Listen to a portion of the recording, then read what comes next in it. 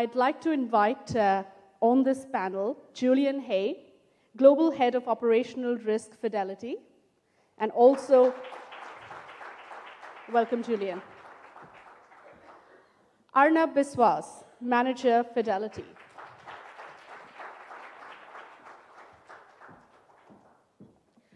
There's a very famous saying that people go where they are invited, but they stay where they feel welcome. And that in some way really sums up diversity and inclusion and the need for diversity and inclusion everywhere, at our home, at our workplace, and anywhere we go. It's important that we feel accepted. It's important that our background, our gender orientation, our sexual orientation, our race, our religion does not come in the way of us bringing our authentic selves to where we are. I feel really honored and blessed that today I work with a company, Salesforce, that celebrates diversity and inclusion in true letter and spirit, and it's absolutely heartening to see that there are many, many companies out there that have now realized that diversity and inclusion is just not a nice to have. It's not something they need to, just a box they need to tick.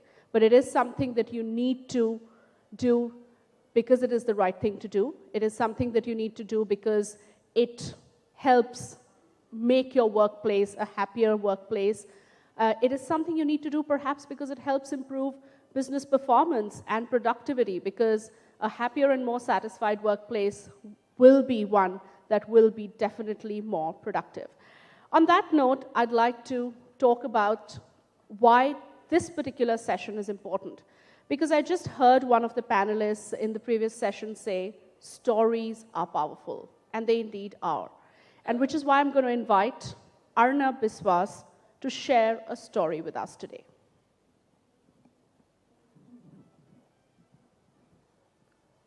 So I'll start with a short story.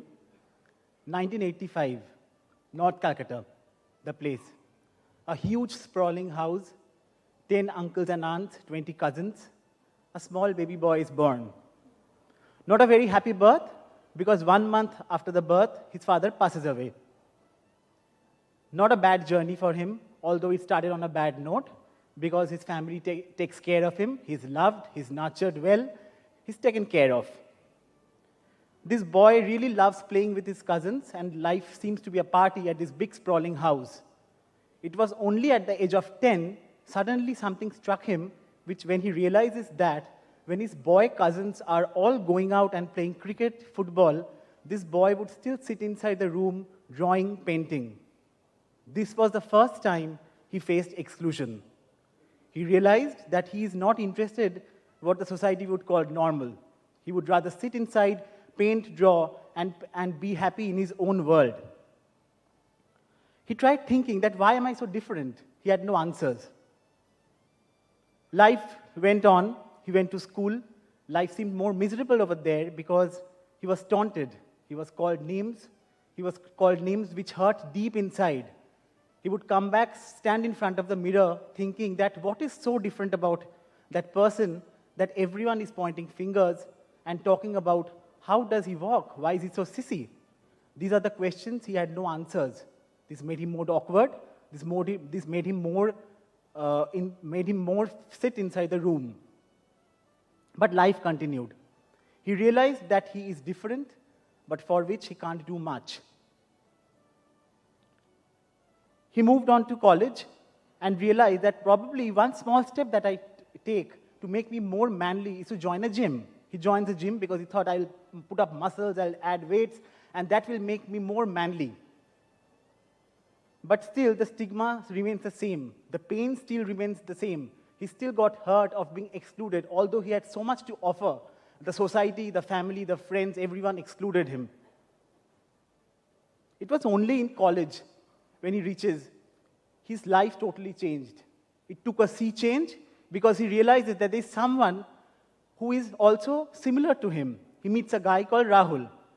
These two guys pally with each other a lot. They have so much of affinity towards each other. They discuss life, they discuss movies, they go out without being discriminated. That was the first time he felt included. He was happy until one day his mom points out, "What is it with Rahul? Why are you so close with him?" That's what reality struck him again, a point of exclusion from your mom.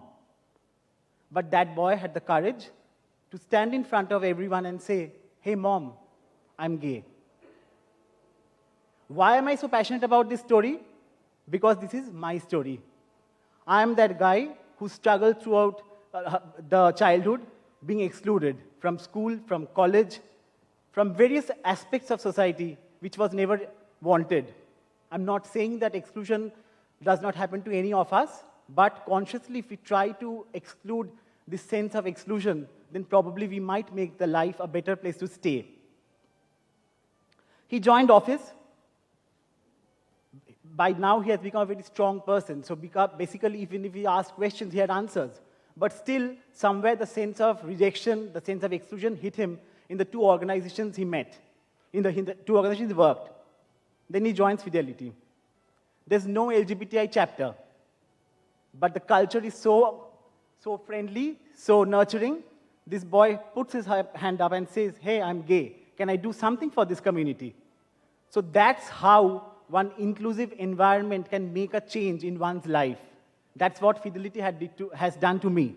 I'm not saying because I'm representing Fidelity, but this is my life experience. It's an organization which has given me the comfort of feeling home. They have never excluded me. When I came out, I was embraced. I was given the respect. I was given the same treatment which is given to others. So it would be my earnest request that be good to people, not only at work, at your home, at your society, because you never know who might be a differently abled, who might be a different person, who might not be the same as we all are, but who might add a lot of value to in your life. Thank you.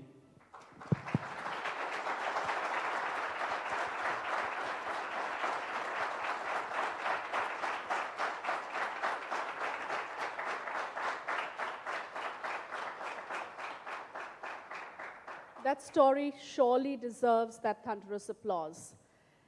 Why is it so important that today Arnab is sharing his story? It is indeed a deeply moving story. It is authentic. It is something that will create a ripple effect. There's a study that shows that nearly 47% of LGBTQ workers do not reveal their true identity. And remember, these are global numbers. We have very little time, and I know there may be questions, but I just want to give both the panelists a chance to answer one question.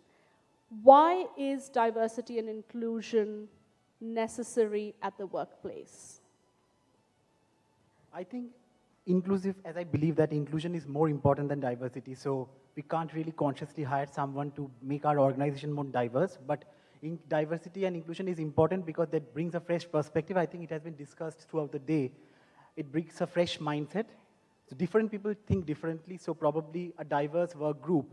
I think many organizations have already proved reports that how a diverse work group with different mindset and different perspective can be more productive for the organization. It can lead to more business, it can lead to more LGBTI, if I talk about it. I, as a personal customer, would prefer buying something from an LGBTI-friendly company. So that ways you can increase your customer base, and so I think it's very important for any organization. If I can add to that, I think I was reading some statistic actually earlier on this week on the evolution of each generation, and we briefly touched on that in the session before. And what I've noticed is that the number of, especially in Generation Z, the number of young people who are considering themselves on the spectrum has more than doubled in 10 years. So for me, from a business standpoint, it's actually quite simple. If we want to remain relevant to our customers tomorrow, we actually have to adjust. And it's beyond everything else on the fact that it's the right thing to do. We won't be in business if we simply don't do it. Well, that's very well put, and we just have 3 minutes left for Q&A, so I'm going to just invite anyone in the audience who has a question. We'll probably restrict it to a maximum of 2 questions. Anyone? Did we scare you off? So probably I want to really add one point that Sure. throughout the day, probably we are talking only about the responsibility of the company towards diversity and inclusion. But I think from a member of the LGBTI community, I think it is also important for us to show up and talk. If the environment is supporting us, we should speak up, because unless and until we raise the flag, we speak about it, how do we even imagine that the rest of the world will support us? When I raised my hands, people raised eyebrows that why have you told, why have you come out to your organization? Are you mad? But I wasn't. And I got a lot of support from the organization. So probably if your personality is strong enough and if you think that you can support yourself, the environment is supporting you, then as a member of the LGBTI community, I think it's a request that show up, talk about it, make it more normal. Thank you. All right, make it more normal.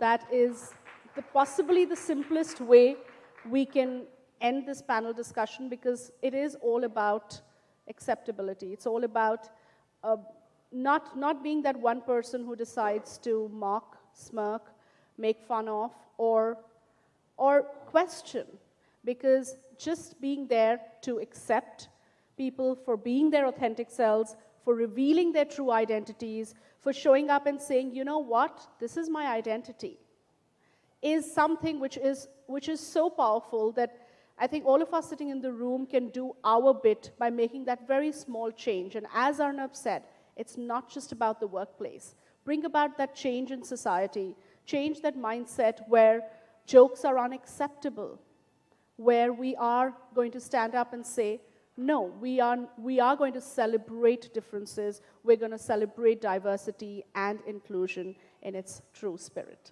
Thank you so much, both of you, Arnab and Julian, for sharing your personal stories, because that, as we heard someone say, stories are the most powerful way of spreading the message. Thank you so much. I agree. Thank you very much, and again, a big round of applause for the panelists.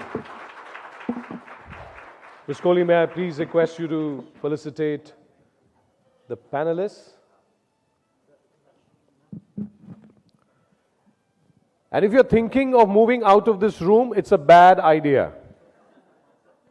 There's a great panel left. Shweta.